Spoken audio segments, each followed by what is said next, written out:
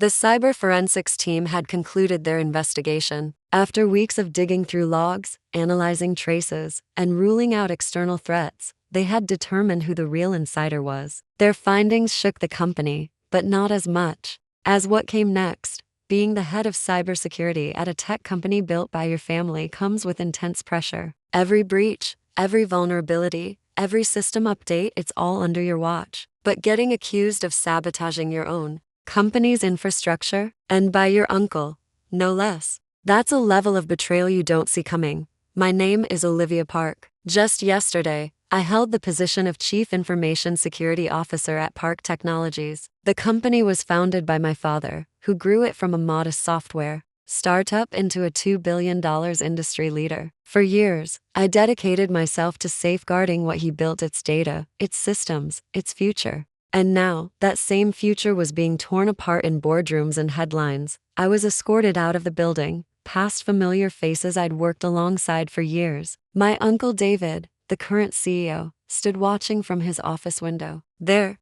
was a glint of satisfaction on his face, a smirk that said everything. But what he didn't realize was that I had already uncovered far more than he thought. This all started 3 weeks ago. We had just completed a major proposal for a national defense contract, an extremely sensitive project that involved proprietary algorithms, classified frameworks, and precise delivery schedules. We'd spent months perfecting it. Then overnight, the entire proposal appeared online, not just the outlines, the complete specifications, every development milestone, even our exact bid amount. Everything was dumped anonymously on the dark web. Within hours, our biggest competitor responded with a proposal that undercut us just enough to win. The Department of Defense called a meeting immediately. They demanded an explanation and warned us that if the leak came from inside, we would be blacklisted from future projects. The stock dropped 30% in a single day. As head of security, I took it personally. I worked non-stop for the next 72 hours analyzing server activity, examining access logs, tracing IP histories through proxies and encrypted servers. I followed every trail, no matter how minor. Eventually, the evidence pointed inward. A user had accessed and copied the entire classified file set from our internal systems. It wasn't from an external hack. This came from within our walls. First, I thought it might have been a junior developer who made a mistake, but the deeper I looked, the more it felt like a setup. The access logs were too precise. The data movements matched my security protocol structures so much so, it almost seemed rehearsed. Whoever did this knew our systems intimately, and they left a trail designed to be followed. The system logs all pointed to a single user account, mine. When the emergency board meeting was called, I knew what was coming. "Logs don't lie, Olivia," said David, standing at the head of the table. His tone was heavy with fake disappointment. "Your credentials were used to access the secured servers at 2:14 a.m. March 15th. That's when the files were taken." I looked around the table. Many of the board members had known me since I was a teenager, when I used to help my dad write simple scripts for early prototypes. Now, those same faces were unsure, doubt creeping into their eyes. "The logs were manipulated," I said firmly. "Someone spoofed my credentials. These actions weren't mine. I've reviewed the metadata. I've seen the patterns. Someone wanted this trail to end at my name." David looked sympathetic, at least on the surface. "And who exactly would have the level of access needed to do that?" I stared at him. "Someone who knows the security architecture inside and out. Someone who also has administrative override access." David shrugged. "That would be you." There was something about the smugness in his voice that sparked a memory. A few months ago, I had noticed unusual late-night traffic coming from his office terminal. It stood out because I had just upgraded our monitoring systems to detect unexpected behavior. When I questioned him, he brushed it off, said it was just system updates running automatically. I had believed him. After all, he was my uncle. He was family. I didn't push further. That was my first mistake. "Uncle David," I said slowly, measuring each word, "do you remember when you last changed your laptop password?" He blinked. "What does that have to do with anything? You asked to reset it last month, remember? You said you got locked out." "That happened right after I installed the new security framework." "This is irrelevant." "It's extremely relevant," I replied. When I introduced the new encryption and monitoring systems, I designed them to track every login attempt, every data transfer, every probe into our infrastructure. Only someone with deep knowledge of those changes could attempt to bypass them, and still, they'd leave traces. David interrupted. Which you clearly understand. Yes, I said, and so would anyone trying to override them.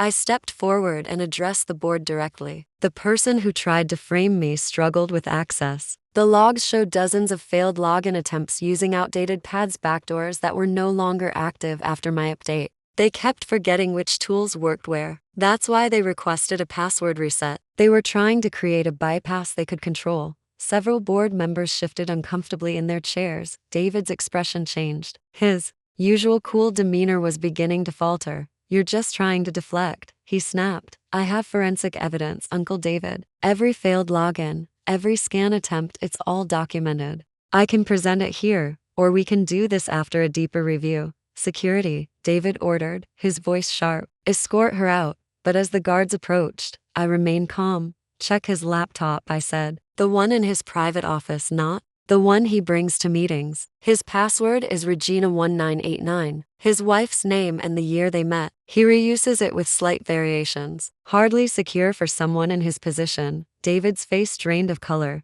You hacked me? I didn't have to. I monitor every access attempt on the network, including the ones made at 2:00 a.m. from your office, testing how to simulate a breach. This is nonsense. I held up my phone. The forensics team is already on their way. My father may be retired, but he still holds the chair position. I called him last night. He authorized a full review. They should be at your office by now. Right on cue. My phone vibrated. A message from the forensics director. Found hidden partition. Encrypted files detected. Decrypting now. David lunged for the door, but two new guards stepped in, ones that answered to the board. Not him. Marcus Chin, one of the company's most senior board members, turned to me. What exactly are you saying, Olivia? I'm saying David orchestrated the leak. He's been selling information to outside companies for months. When I got too close to discovering his access routes, he decided to frame me for the most damaging breach in our history. David tried to interrupt again, but my phone buzzed a second time.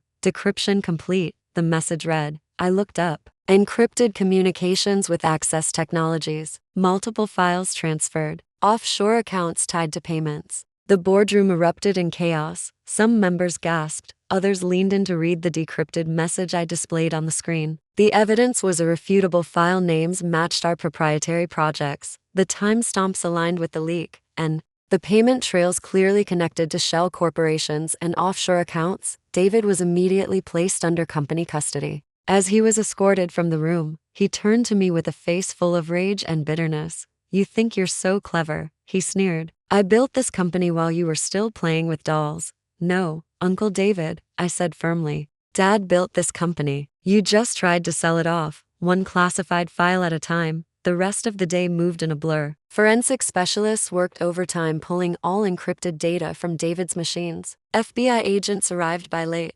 evening. My access was reinstated, and a full board meeting was scheduled before midnight to discuss the findings. As federal agents prepared to take David into custody, I finally asked him, why go through all this trouble? Why frame me? You could have just fired me. He scoffed. Because you were getting too close. Those new security protocols, the increased monitoring, you were a threat. I needed to discredit you before you discovered everything. I thought about the long nights I'd spent writing those very protocols. The sense of pride when Dad entrusted me with the company's most critical systems. I didn't just want to protect our business, I wanted to honor the values he built it on. You never understood what this company stood for, I said quietly. Oh, please, David replied. Your father was a sentimental fool. Talking about ethics and innovation, there's no profit in ethics. I couldn't help but smile as I glanced at my phone again. The final report from our financial team had just come in. Well, you won't see any profit from the $30 million we recovered from your offshore accounts. That money's going back to the company. As David was led away in handcuffs, I returned to my real office, the one I'd been locked out of. During the investigation, my father was waiting there, seated quietly. You knew, I said to him. It wasn't a question. He nodded slowly. I had my suspicions. David changed after Regina died. He became obsessed with status, with money. But I needed to be sure. When I showed you those unusual access patterns last month, why didn't you act? He looked at me seriously. Because I needed to know if you could handle it yourself. This company's future isn't mine anymore, Olivia. It's yours. I sat down at my desk and looked at the security logs, still scrolling across the screen. They were the same logs that cleared my name and exposed David's betrayal. It struck me then how fragile trust is, even in families, and how crucial it is to have systems that don't rely on it blindly.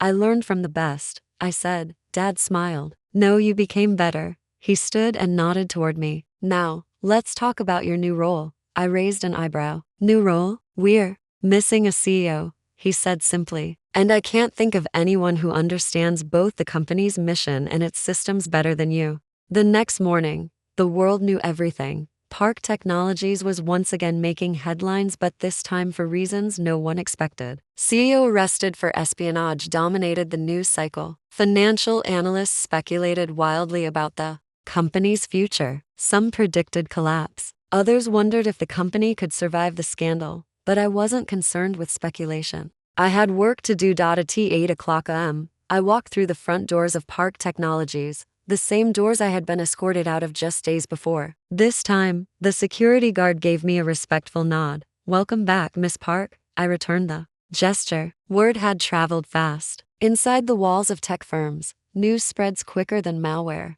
The pressure on my shoulders was undeniable. At 32, I had just become the youngest CEO in company history and the first woman to ever hold the role. It wasn't how I imagined taking over the position, but the moment demanded leadership, not ceremony. My first priority was damage control. Our PR team had already fielded dozens of calls. Reporters were circling like sharks, each trying to get a comment on the arrest, the charges, the internal breach. But what mattered most was what came next. The Department of Defense is sending a team this afternoon, my assistant told me as she handed me a thick stack of briefings. They're requesting a full security audit. Perfect, I said. I've been preparing for this. I instructed her to prepare our secure conference room and then asked her to contact Marcus Chin from the board. Marcus arrived within the hour. He looked exhausted and concerned. The board is in a state of panic, he said as he sat across from me. 2 members resigned this morning. Several others are talking about liquidation. There's even talk of selling the company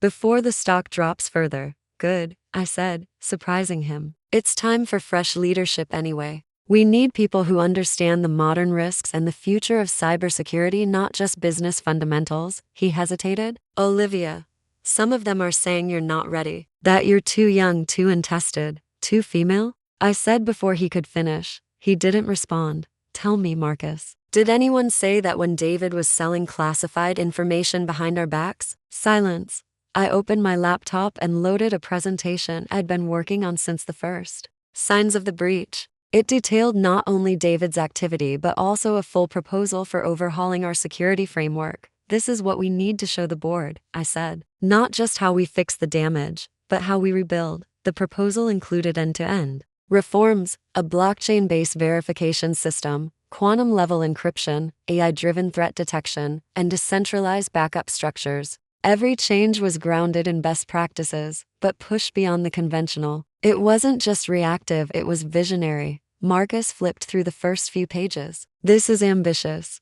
It has to be, I replied, and we can afford it. He raised an eyebrow. Remember the offshore accounts we recovered? That money has been quietly generating returns for years. Once the FBI finishes processing the assets, most of it will come back to us. Marcus sat back, visibly relieved. And the military contracts? That's the other thing, I said, pulling up a different folder. While I was tracing David's leaks, I came across something else, a project he didn't know about. One my team had been developing in complete isolation. He leaned forward. What kind of project? The kind that makes current quantum systems look outdated. I explained the project, a technology that combined quantum key distribution with advanced heuristic-based anomaly detection. It wasn't just secure, it was adaptive. It could learn from threats in real time and adjust defenses accordingly. We developed it offline, I continued. No cloud access. No integration with the company's main infrastructure. David never even knew it existed. Just after 2 o'clock p.m., the DOD representatives arrived. They expected a formal apology, a pile of paperwork, and perhaps a reluctant promise to improve. Instead, I gave them a demo of our new system. They watched as we simulated complex intrusion attempts, each one neutralized in real time by our prototype. The room went quiet. "This is unprecedented," one of their lead advisors said. "We've never seen anything like it." "And you're sure this is secure?" "I designed the architecture myself," I said. "And after recent events, I've added even more layers." "Would you like to see them?" By the time the meeting ended, the mood had shifted completely. Not only were our contracts safe, they were being extended. The military wanted to partner with us to develop this technology further. Within 48 hours, our stock had not only recovered, it had begun to rise. Despite the turnaround, not everyone was pleased with the direction I was taking the company. At the next emergency board meeting, Howard Barnes, one of the longest-serving members, stood up as I walked in. "You can't just reshape the entire company overnight," he argued. "You're too young, too inexperienced to female." I interjected calmly. He faltered, but I didn't give him time to recover. "Let me ask you something, Howard. Did you raise these concerns when David was passing off our secrets to foreign entities? Or was his experience and gender enough to excuse his crimes?" He looked away. I opened my reorganization plan for the entire board. "The Park Technologies you knew ended the moment David betrayed everything we stood for. This isn't just a patch job. We need new leadership, new development pipelines, new infrastructure. We need a culture that values vigilance, not just growth." The plan outlined a restructure of department heads, the introduction of independent security audits, mandatory ethics training, and an innovation initiative designed to insulate critical IP. Every decision was calculated, forward-thinking, risk-managed, and sustainable. There was silence in the room, but it wasn't opposition. It was realization. For many, this was the first time they truly saw what our company could become. By the end of the meeting, the board voted unanimously to implement the restructuring. Howard abstained. 2 more members resigned within the week, and in their place came new blood, tech-savvy professionals who understood cybersecurity and innovation. Later that evening, as I returned to my office, my father was waiting again. He looked around at the new layouts, the fresh personnel badges, the upgraded entry scanners. "Feels like a different company," he said. "It is," I replied. He smiled. "And it's in better hands than I ever imagined." I nodded, thinking back to those first sleepless nights of the breach, chasing anonymous data through a maze of servers and misdirection. I had felt helpless then, but now, everything was clear. The responsibility was heavy, but it was mine. And I was ready for it. Within a month, we had completed a full overhaul of our digital infrastructure. Our public relations team carefully managed the story, positioning us not as victims of internal corruption, but as leaders in resilience and reform. The press began to shift their tone. Park Technologies sets new industry standard in cybersecurity. After internal betrayal, a comeback led by integrity, our stock stabilized and began to grow steadily, bolstered by confidence from institutional investors impressed by our transparency and technological vision. I met with the Department of Defense again to discuss exclusive R&D collaborations. The new tech we'd showcased, they wanted it developed into a secure platform not just for defense systems but for government communications at large. As contracts were signed, I thought of something David had said just before he was taken away. "There's no money in integrity." He couldn't have been more wrong. Over the following months, we recovered more than just financial losses. We regained our credibility, our standing, and most importantly our identity. The culture of secrecy and hierarchy that had once protected David's deception was gone. In its place was a culture of accountability, where even the most senior figures were held to the same standards as new interns. For the first time in a long time, people felt proud to work here again, and I had never been more certain. This was just the beginning. Sometimes security means more than defending against external threats. It's about knowing when to confront the threat within, even if it wears a familiar face. Sometimes, leadership isn't about having the most experience, it's about having the courage to stand alone, to act when others remain silent. And sometimes, the most powerful thing you can do for a company isn't to build something new but to rebuild something that was nearly lost. The morning I was officially confirmed as CEO, I walked through the building with the same quiet determination I had during those early days of investigation. There were nods of respect from every department I passed. This time, the guard at the front desk didn't just nod. "Congratulations, Miss Park," he said. "We're glad you're here." "So was I,"